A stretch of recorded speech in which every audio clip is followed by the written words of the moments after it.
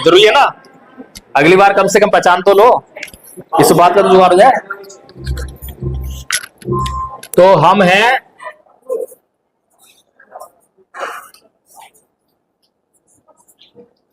लक्ष्य है बौद्धमय भारत, ठीक है जी।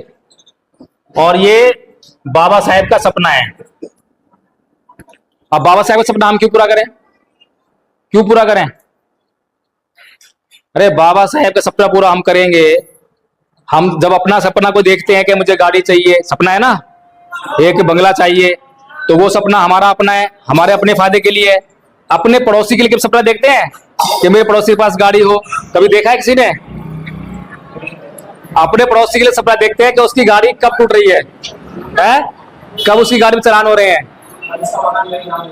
हाँ, है ना?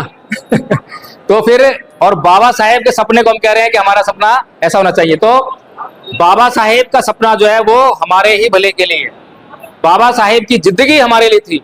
बाबा साहेब ने अपनी जिंदगी में अपने लिए कुछ भी नहीं करा, 4 बच्चे, 1 बीवी उन्होंने कुर्बान कर दी, अपनी पूरी जिंदगी का सुख चैन आराम सब कुर्बान कर दिया ना जी। तो बाबा साहेब ने जो अपना ये सारा सुख चैन सब कुछ जो बर्बाद किया, जो कुर्बान किया, बलिदान किया, वो किसके लिए करा? किसके लिए करा? गुड, ठीक है जी। समाज के उत्थान करने के लिए बाबा साहेब ने सब कुछ करा। बाबा साहेब पागल नहीं थे, बाबा साहेब इस दुनिया के सबसे बड़े समझदार व्यक्ति थे, विद्वान व्यक्ति थे। और एक एक बात जो बाबा साहेब ने कही, हमें कोई अधिकार नहीं बनता कि उस पर क्वेश्चन मार्क लगाएं। जैसा कहा वैसा ही हमें मान लेना चाहिए। बाबा साहेब ने कहा हिंदू सुनना है, छोड़ दो बस। बाबा साहेब का बौद्ध बनना है, बौद्ध बन जाओ बस, कुछ नहीं सुनना। उस आदमी ने हमारे लिए अपने 20 बच्चे कुर्बान कर दिए हैं, उसने हमारे लिए अपनी जिंदगी कुर्बान कर दी है। तुम्हें कोई अधिकार नहीं बनता कि तुम जो है उसकी बात पे प्रश्न चिन्ह लगाओ। तुम्हें वो अधिकार दे रहा है कि तुम अपने 20 बच्चे मत मारना, तुम अपनी जिंदगी में अपना ऐशो आराम मत छोड़ना। तुम्हें इतना अधिकार दे रहा है, कम है क्या? कम है क्या? है? तो फिर सामाजिक उत्थान करना अगर उस महान आदमी का उद्देश्य था, और वो तुमसे ये नहीं कह रहा है कि तुम अपने 20 बच्चों को मारो, अपनी जिंदगी ऐशो आराम छोड़ो, लेकिन वो ये कह रहा है कि तुम कम से कम हफ्ते में, रोज का, महीने में 1 घंटा तो आ जाओ। मुश्किल काम कह रहा है क्या? है? अगर तुम्हें अपने 20 बच्चे कुर्बान करने पड़ जाएं और तुमसे तुम्हारा सारा सुख चैन छीन लिया जाए, वो आसान काम है या आसान काम है? 1 घंटे वाला बताओ। 1 घंटे वाला। 1 घंटे का काम कर लेना चाहिए हमें। अगर हम 1 घंटे रोज काम कर लेते हैं, रोज नहीं कर पाते, हफ्ते में एक काम कर लेते हैं, एक दिन जो है, और अगर हफ्ते में नहीं कर पाते, 1 महीने में कर लेते हैं, तो भी मैं कह रहा हूं कि हमारी सारी समस्याएं दूर होने वाली हैं। दूर कैसे होंगी? देखिए, अभी मैंने बताया कि ये जो है सारे क्या थे, पहले बौद्ध थे। और बाबा साहेब ने क्या कहा? बौद्धमय भारत। बाबा साहेब बहुत पहले की जगह पढ़ रहे हैं इतिहास की, और बहुत दूर की सोच रहे हैं। तो बाबा साहेब की बात में कहीं खोट नहीं है, माननी पड़ेगी, ठीक है। तो अभी हमारी फिलहाल कंडीशन क्या है, उसका आकलन करना है। अगर मान लो मुझे यहां से आगरा जाना है, तो सबसे पहले मैं क्या करूंगा? सबसे पहले मैं अपनी करंट पोजीशन देखो, मैं कहां हूं, फिर उसके बाद दूरी अंदाजा लगाऊंगा कितनी दूर है। उसके लिए मैं साइकिल लूं, मोटरसाइकिल लूं, या फिर कार लूं, हवाई जहाज लूं, तभी तो लगाऊंगा ना, योजना भी बनाऊंगा। तो सबसे पहले हमारी जो करंट पोजीशन वो क्या है इस सारे में? ये है। सही कह रहा हूं मैं? अच्छा, इसमें भी पोजीशन क्या है हमारी? ये भी पूरा प्रॉपर पोजीशन नहीं है हमारी। इसमें भी क्या है, कितने समाज के लोग बैठे हैं यहाँ पे? एससी समाज में कितनी जातियां हैं? एससी समाज में कितनी जातियां हैं? 52-53 है। चलो, वैसे तो हजारों जातियां हैं, लेकिन मैं तुम्हारी बात मान लेता हूं कि 52-53 है, ठीक है। तो 52-53 जातियों में से कितनी जाति बैठी है यहाँ पे? एक। अब बताओ, बाबा साहेब का सपना कितना दूर है? बहुत दूर है ना। हम लोग कितना काम कर रहे हैं उस पर? कर रहे हैं कुछ काम? अरे सपना भी देख रहे हैं, बाबा साहेब की जय जयकार भी कर रहे हैं, बाबा साहेब का सपना भी अपना सपना है, लेकिन काम कुछ नहीं कर रहे हैं। फिर कैसे होगा जी पूरा? यानी कि हम समाज से गद्दारी कर रहे हैं, बाबा साहब से गद्दारी कर रहे हैं, और बाबा साहेब का सम्मान करने के नाम पे 14 अप्रैल आएगी, और उस दिन क्या करेंगे? एक दिन में करोड़ों अरबों रुपए ये भूखा नंगा समाज उस दिन खर्च करेगा। काय पे? फूल मालाओं पे, हार पे करेगा ना खर्च। बड़े बड़े मंच लगेंगे, बड़े बड़े हॉर्न लगेंगे और बड़े बड़े वेंटिलेटर पे पड़े हुए समाज के बुद्धिजीवी भाषण देने आएंगे ना, और वो बड़ा अच्छा भाषण देकर जाएंगे, बड़ा अच्छा भाषण, और आप उस दिन जाग जाओगे और जाग के घर जाके फिर सो जाओगे। है, हो गया कार्यक्रम पूरा, हो गया बाबा साहब का सम्मान, हो गया बाबा साहब सपना पूरा। ये बाबा साहब का प्रोग्राम नहीं है।